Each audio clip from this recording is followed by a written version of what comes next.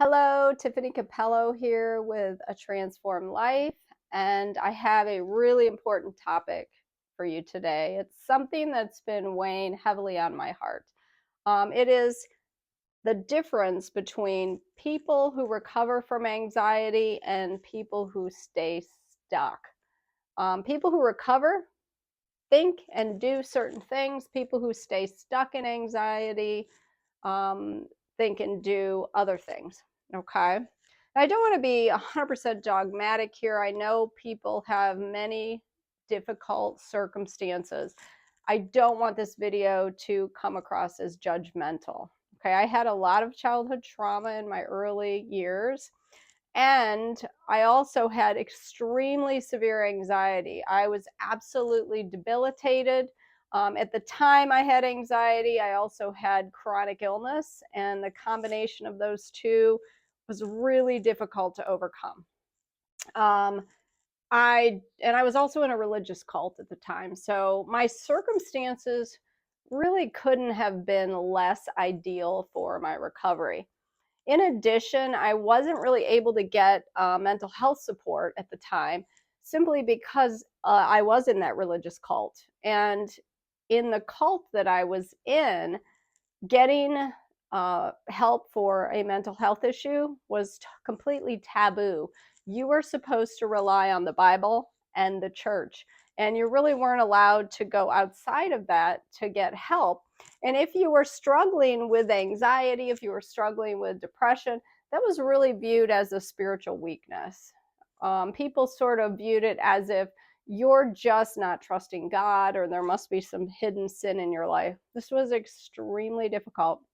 And so, just to start out with, I want to assure you that if you find yourself in that place where the church you're in is not supporting you and they're blaming you for anxiety and depression, you might want to consider finding another church. Okay. Um, Churches are supposed to be supportive communities. And if you are being shamed and told that your anxiety or depression are because of lack of faith, you probably want to go elsewhere. It's difficult to navigate through that and deal with that when you're constantly being judged. Okay. I don't want you to judge yourself, and you shouldn't constantly be judged by others. So, back to our topic at hand, the difference between people that recover and people that stay stuck in anxiety. That is what I'm going to talk about today. Now, I overcame anxiety myself, as I said, but I also now I've worked so far with hundreds of clients, and I have clients on a weekly basis. I help them to overcome anxiety and move into peace of mind. Okay, ultimately, peace of mind is the goal. Okay, happiness is the goal. And so I get to see certain patterns. There are people I cannot help. Okay. Um, I'm not blaming those people and saying, oh, it's always your fault. I'm not doing that. Okay. There are many reasons people are in difficult circumstances, but nobody out there can help every single person. Okay. There has to be a certain mindset coming into this work you are doing to recover from anxiety. Now, in a previous video recently, I talked about how to not be a victim, even if you are one. You might want to refer back to that video, because the first characteristic of someone who doesn't recover from anxiety is someone who insists on staying in victimhood. And as I said in that video, that you may have really been victimized. I really don't like when people come out and say, oh, if nobody's a victim. You chose those circumstances. We always do the best that we can with the knowledge we have at the time. Now, if you look back over your life, of course, you're coming to your past from a standpoint of greater wisdom. Now you're looking at your past and saying, oh my God, I would have done things so differently. Of course, you're going to do that. You know more now, okay, than you did back then. And if you knew back then what you know now, you wouldn't be doing things the same. Okay, so don't be so hard on yourself. Okay, but there comes a point when we have to stop feeling like a victim and we have to stop living in self pity. Okay, now when you meet somebody else and they're struggling, you often pity them. You feel sorry for them. You might have compassion and empathy for them. This is different. Okay, self pity and victimhood is different from saying to yourself, oh gosh, that was really hard. There's a difference. Okay, self pity is when you are stuck because you just feel like you're just sitting there and saying, I can't go anywhere. I can't do anything. I'm stuck. My life was so hard. This is why I ended up here. Okay, I've done that. And when I did that, and when I get clients who want to work with me and they don't want to move past the self pity and victimhood, they do get stuck in that anxiety. Now, why? Okay. Because if you're stuck in self pity, if you're stuck feeling sorry for yourself, if you're stuck just thinking about all the reasons why you can't recover, all the things you tried that didn't work, if you're doing that all day long, you're not going to have the mental space to take action. Okay. Your anxiety is there, as I've said before, because it's trying to get you to take action. Your brain is not broken. It doesn't need to be fixed because you were somehow duped with a terrible brain. Okay. Your brain is trying to protect you, it's trying to get you to take action, to deal with some things, to change some things. Okay. So it's really important that at some point we say, okay, even if I was a victim, I mean, if you were raped, if you had a terrible childhood, that wasn't your fault. Okay, that's genuinely being a victim. I admit that. Okay, but it's time that now we say, okay, I'm going to move past it. If you want to hear more about that, you can check out my previous video on moving past victimhood. So, how do we move past that and do the things that help you to recover? The first thing, okay, that differentiates people with anxiety who recover and people who don't is that people who recover are willing to take the action. Okay. And the first thing that happens is there needs to be that mindset shift from, oh, this sucks. I hate my life. I'm never going to recover, to, I will do whatever it takes to recover. Okay. And sometimes you just have to get a little pissed. Okay. I highly recommend getting pissed. I did. Okay. I got pissed. My life was completely being destroyed by anxiety and depression. I wasn't able to be happy. I wasn't able to take care of my children the way I wanted to because I was so drained by my fears and my depression that I really wasn't there for them. I was watching my kids suffer because of my anxiety, and I had had enough. I had enough. I was getting pissed. Okay. And this brings me to a quote that I absolutely love. I love this quote so much that it hangs in my office and it hangs actually in my shower. I have one of those lovely shower notepads that stick on the wall of my shower, and I could write different encouraging and uplifting phrases and quotes on it. I love this thing. Um, Except I have the same quote up there and I just never take it down because this is how much I love this quote. And it's by Lady Gaga. And it says, sometimes you need to stop crying and just go out and kick some ass. Okay. I love it. And that just reminds me not to fall back into that pattern of self pity because even though I've recovered from my anxiety, none of us are immune. None of us are perfect. We can slip back into old mindsets from time to time. So today, I want you to make a decision right now. I'm going to do whatever the hell it takes. If I'm going to get pissed, I'm tired of living this way. Now, be careful when you get pissed that you're not mad at your brain and that you're not mad at yourself. Okay, your brain is a part of yourself. Okay, because most people don't wake up in the morning and go, oh, I think I want to be anxious. Okay. But it's time to get pissed. Okay. You can recover. If I could recover from severe anxiety and depression, from being agoraphobic, from having multiple panic attacks a day while in a religious cult, while in a marriage that I ended up in divorce, having 7 children, running a farm, if I could recover with all those strikes against me, I know that you can recover too. And that's why I made this channel, because I want to give people hope. Because over and over again, I hear people telling me, I have tried everything, Tiffani. I just keep failing. I keep running into walls, and I feel like I'm never going to recover. I think I'm just hopelessly defective. You are not. I felt the same way. And when you shift here, when you shift your thinking, and that's entirely possible. I was in a cult, completely brainwashed with all sorts of ridiculous bullshit in my head. And I was able to undo all of that brainwashing.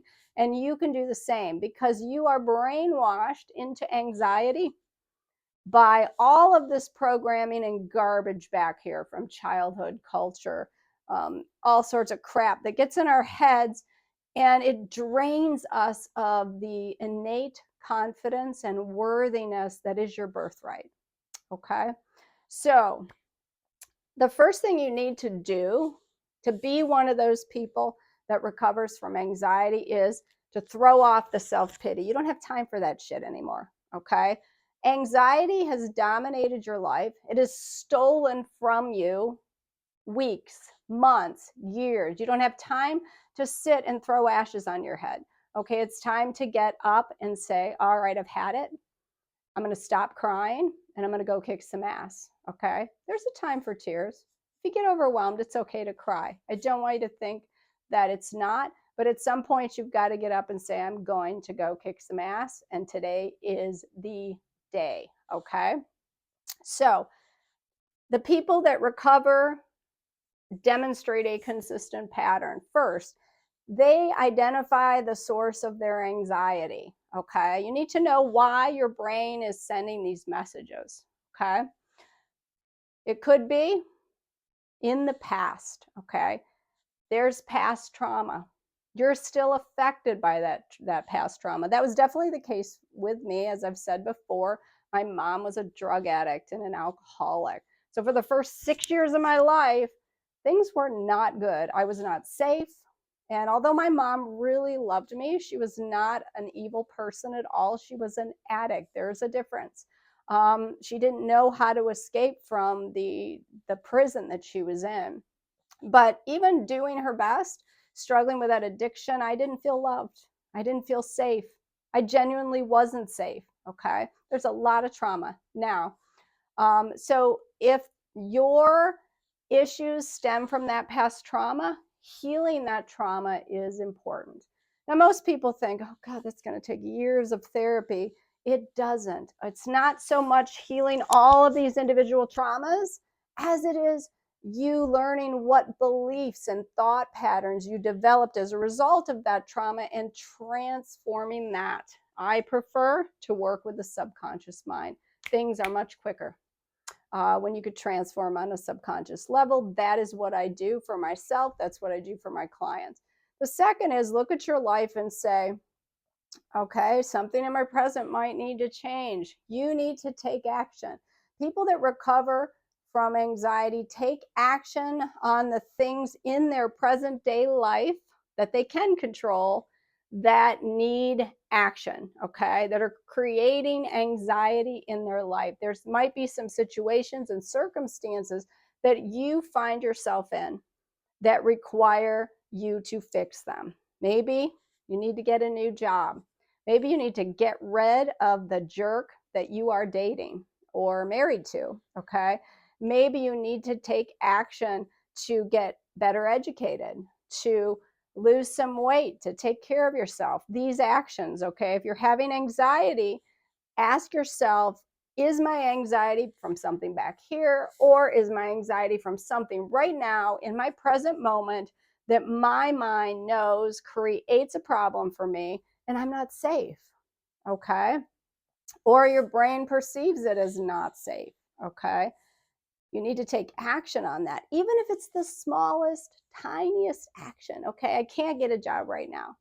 Okay. Because right now I need the money. I'm not in the position to get a divorce. Okay. When we can't change externally, we can change internally. Okay. We can say, right now, I can't control that, but I can take a small step in that direction. And just that small step, okay, tells your brain it can trust you to get yourself out of that situation.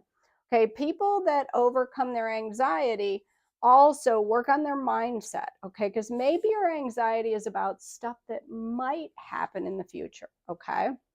So you have future anxiety, okay? You think, oh, what if this happens? This happens. You're catastrophizing. You're believing the worst case scenario, okay? So this is a perfect example of how an empowered mindset is really key to your recovery. So recognizing that as a problem, I'm constantly looking forward and imagining terrible things happening to myself in the future. Now, it's just as easy for you to sit down and visualize and fantasize about a positive outcome as it is for you to visualize and fantasize about some impending horrible catastrophe coming into your life. Okay. Often we don't realize that we create these stories, these movies in our mind, and then we sit down and watch. Okay. Now, if you are watching a movie that causes you to be in a state of terror and you can't sleep at night and you're having nightmares, I hope that you'll turn off Netflix, turn off the TV, okay? But we don't do that when it's in our own mind. But better than just turning off that movie, which is often really hard, right? We get these negative looping patterns. Instead of just turning it off, move your attention and begin visualizing something positive happening in your future, okay? But ultimately, for you to look towards your future with a positive attitude, with hope, with confidence, what you believe about yourself, about life, and about your capability to navigate that future needs to shift, okay? And that's why I continue to create different meditations and affirmations on this channel to teach you what you need to think to move forward and live a life of peace and victory. Okay. Now, a lot of people get stuck in anxiety because they procrastinate their own recovery. Okay. They're not willing to make the time to spend the money or to put forth the effort for recovery. Okay. A lot of times that's because they might not believe recovery is possible because they've tried this. Boom, didn't work. Then they try this over here. Boom, doesn't work. And they're so exhausted. And if that's you, I really feel for you because that was me. I had a couple autoimmune diseases. I had chronic fatigue immune deficiency syndrome. I had severe anxiety and depression, and those all intertwined and worked together so that I was completely flattened by life. Okay, I was completely flattened by it. And for one 3-month period, I could barely get out of bed. And I was so down, I didn't see any way out. Okay. And I felt like a victim. I just laid in bed and felt sorry for myself. I wasn't getting anywhere. And it was when I began to take even that small little action step. I'm going to get out of bed and I'm going to go fold 3 towels today. If that's all I get done, I'm going to take some action. And I began to feel a little hope and move forward. I began to say, I know I can get out of this. It cannot be God, the universe. It can't be that I'm supposed to live like this for the rest of my life. How can that be? I had people telling me, Tiffani, you just need to face it. You're stuck. Okay. Another reason people get stuck in anxiety is because you've got a bunch of jerks or toxic people surrounding you that are constantly filling your mind with negative crap. Okay. I was told that this anxiety is God's will for you. You just need to accept it. Or my chronic illness must be God's will. He was trying to teach me something. I needed to accept it. Or you have people just who constantly don't believe in your ability to recover. And they're like, well, if you wouldn't do this, or if you hadn't made this mistake, it's your fault. All of this negative crap. Okay, tell these people to shut up. Okay. You have struggled hard and long. If you weren't at least somewhat committed to recovery, you wouldn't be watching this video. Okay? Tell these people to shut up. Leave me alone. Okay? Sometimes you got to get like that. Shut up. Leave me alone. I am working on myself and I can't afford for you to beat me down, to pull me down, to drag me down. Okay? You got to sometimes just cut these toxic people. If they live in your home, you can still tell them. Maybe shut up is not a good word to say to someone living in your home, but I'm not listening to this. I'm working on my mindset. I'm working on my recovery, and I'm not going to listen to this negative stuff. Okay? So be willing to invest that time, money, and effort. Be willing to do whatever it takes, including removing toxic people, getting the help you need, taking time each day to work on your recovery. So that needs to start today. Okay, the best way to overcome procrastination is to put your foot one in front of the other right now and say, what am I going to do to recover today? Okay, I am going to refuse to walk in self-pity. I am going to think really hard, what is the cause of my anxiety? Is it past? I need to heal that. Is it something that needs to change? I'm going to take one small action step today to change that. Is it a future fear? Okay, how am I thinking about my future that's creating this anxiety?